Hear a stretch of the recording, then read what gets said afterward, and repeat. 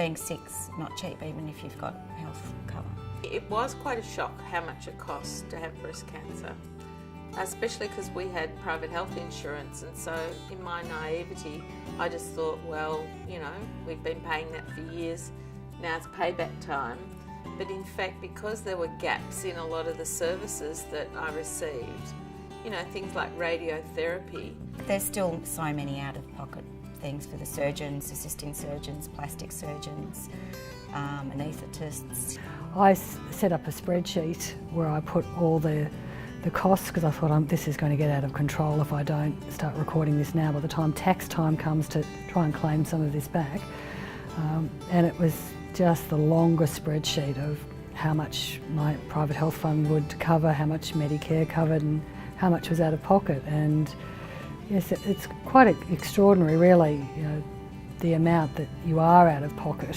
While I did know the costs associated, it still always came as a bit of a shock when the next bill would come in and the next bill would come in and the next bill would come in. It was like, and then when that was finished, then you need to think about just even knock-on costs of things like getting your prosthetic breast, which we now do get that back on Medicare, but the bathers I used to wear weren't suitable, so then you buy a pair of bathers that, you know, you don't just get your $20 bathers at the discount store now, it's buying the $120 or $220 bathers that has got the pocket in it for a prosthetic swimming breast. And so they're all additional costs that keep going on, and buying, during treatment, buying bandanas and wigs and head coverings, although I guess I did save on haircuts at that time as well. I have private health insurance, which is great, but you're still out of pocket thousands and thousands of dollars that I wasn't prepared to be out of pocket for. It's tough thinking through your finances when you're in shock because you just can't think. And your partner probably just can't think. The ways that you've managed things aren't likely to get any better through a time of stress. So yeah, it's tough. You're going to need more takeaway, the healthiest you can perhaps, but you're going to need more takeaway. You're going to be trying to cover a lot more things on all fronts.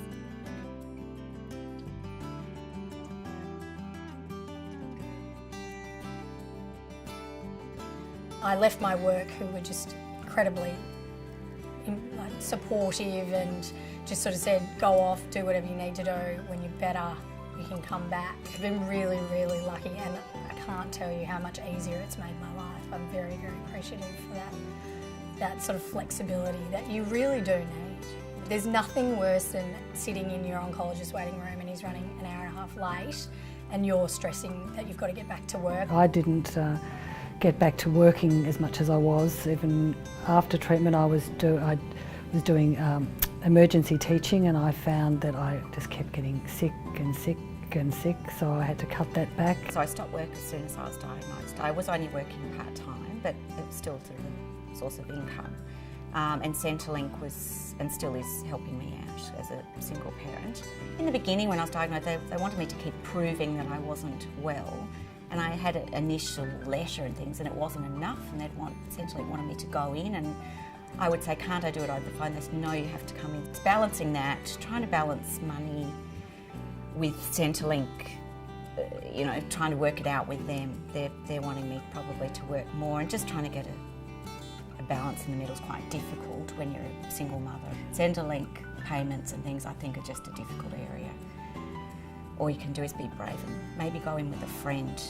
That, you know, support is the best thing I think you can have.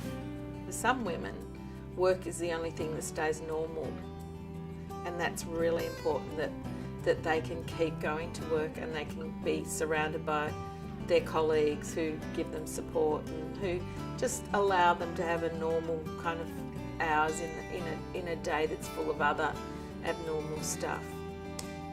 But you know, there's a cost in not working, there's a cost in having your children babysat and minded while you're at treatment.